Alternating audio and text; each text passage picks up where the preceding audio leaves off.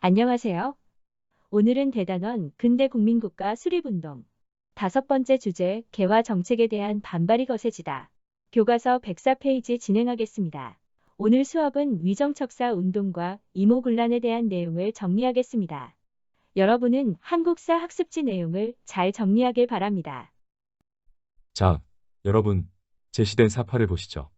최익현은 도끼를 들고 궁궐 앞에 엎드려 강화도 조약 체결에 반대했습니다. 이러한 최익현의 주장은 시대의 변화를 모르는 어리석은 것이었을까요? 저들의 물건은 손으로 만든 것이라 한정이 없습니다. 반면 우리의 물건은 사람의 생명이 달린 것으로 땅에서 생산되어 한정이 있습니다. 이 두 물건을 교환한다면 몇 년 지나지 않아 나라가 반드시 망할 것입니다. 저들의 물건은 공산품이고 우리의 물건은 농산물을 말합니다. 농산물과 공산품의 교역은 같은 가치의 교역이 아니기 때문에 공산품의 관세가 설정되어야 합니다. 최익현의 발언은 부등가 교환의 폐해를 통찰하고 있는 것입니다. 최익현은 1866년에 일어난 병인양요 때 주절론을 펼쳤던 이항로의 제자로 외양일체론을 주장하며 일본과의 조약 체결에 반대하였습니다.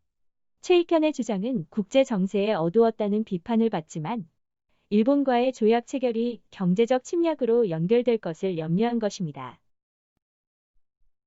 그렇다면 양반 유생들은 왜 개화를 반대했을까요? 대부분의 유생들은 성리학의 화이론 입장에서 서양 사람은 모두 금수라고 생각했습니다. 병인양요와 신미양요라는 두 차례의 양요와 오페르트 도굴 사건을 겪으면서 이러한 생각은 더욱 강해졌습니다. 그래도 이들은 서양의 침략과 천주교 등의 서양 문물을 물리치고 유교 윤리를 지키자는 위정척사 운동을 벌였습니다.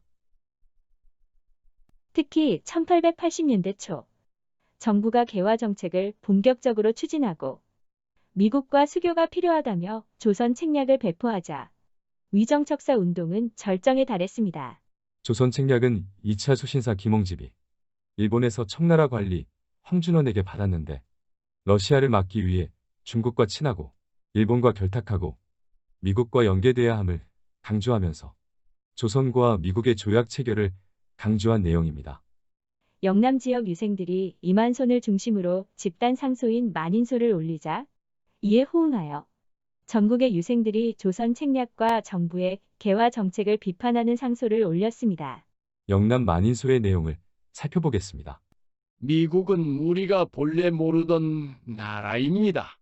갑자기 황준원의 종용을 받고 우리 스스로가 끌어들인다면 그들이 풍랑을 헤치고 험한 바닷길을 건너와 우리를 괴롭히고 우리의 재산을 약탈하거나 저들이 우리의 약점을 잡아 어려운 청을 강요한다면 이를 어찌 감당하겠습니까? 만에 하나 환란이 일어나면 장차 이를 어찌하겠습니까? 이영남 만인소의 핵심적인 주장은 개화 정책을 반대하는 것이었습니다. 하지만 위정척사 운동은 정부가 강경한 상소를 올린 유생 홍제학을 처형하는 등 강하게 탄압하자 수그러들었습니다. 위정척사 운동의 정신은 이후 한일 의병 운동으로 이어졌습니다. 다음은 1882년에 일어난 이모군란에 대해서 살펴보겠습니다. 나라를 지키던 군인들은 왜 봉기를 하였을까요? 고종은 외척 세력인 민씨 가문, 인사들을 대거 등용해서 정치를 운영하였습니다. 하지만 민씨 집권 세력이 관직을 사고파는 매관매직을 일삼게 되면서 세도 정치때의 부정부패가 다시 나타나게 되었습니다. 한편 당시 구식 군인들은 제대로 급료를 받지 못해 가족들과 함께 장사나 수공업 등을 하면서 도시의 하층민을 이루고 있었습니다. 개항으로 외국 상품이 들어오고 쌀이 유출되면서 이들의 어려움은 가중되었습니다. 반면 개화 정책의 일환으로 창설된 별기군은 여러 면에서 좋은 대우를 받았습니다. 구식군인들은 상대적인 박탈감을 느꼈고 개화 정책에 대한 불만이 커져갔습니다. 이러한 상황에서 1년 넘게 밀린 급료로 받은 쌀에 모래와 겨가 섞여 있자 그동안 참았던 분노가 폭발하였습니다. 군인들이 많이 살던 서울의 왕십리, 이태원 등지의 봉기를 촉구하는 통문이 돌려졌고 군인뿐 아니라 많은 도시 하층민들이 봉기에 합세했습니다. 군인과 민중들은 흥선 대원군을 찾아가 도움을 요청하는 한편 별기군의 일본인 교관을 죽이고 일본 공사관을 습격했습니다. 이들은 궁궐로 쳐들어가 급료를 담당하던 선해청 책임자 민교모 등 민씨 고관들까지 죽였습니다. 왕비는 난을 피해 충주로 피신을 하였고 고종은 사태 수습을 흥선 대원군에게 맡기게 됩니다. 흥선대원군은 별기군과 통리기 무하문을 폐지하는 등 개화 정책을 백지화하고 왕비가 사망했다고 발표하여 군중들을 달랬습니다. 하지만 민씨 세력의 요청을 받은 청이 군대를 파견하여 봉기를 진압하고 봉기의 책임을 물어 흥선 대원군을 청으로 납치해 갔습니다.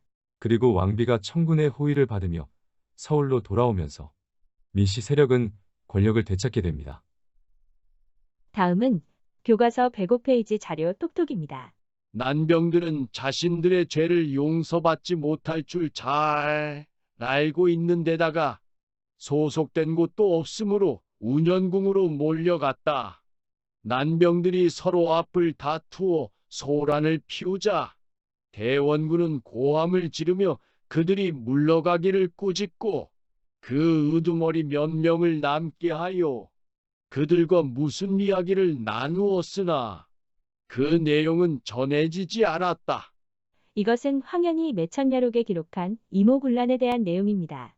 개항과 개화 정책으로 사회가 혼란해졌다고 생각한 민중들은 흥선대원군을 이상적인 지도자로 생각하게 되었습니다. 봉기를 일으킨 군중들은 대원군을 만난 이후 훨씬 과격해지면서 조직적으로 움직였는데 무장 봉기에 대한 대원군의 묵인이 있었음을 짐작할 수 있습니다. 흥선대원군이 다시 집권하면 사정이 나아질 것이라고 기대하던 군중들은 흥선대원군이 재집권하자 해산하였습니다. 지금까지 우리는 개화 정책에 대한 반발로 위정척사 운동과 이모군란에 대해 살펴보았습니다. 다음 시간에는 이모군란 이후 조선의 상황이 어떻게 되었을지 알아보도록 하겠습니다. 오늘 수업은 여기까지 하겠습니다. 감사합니다.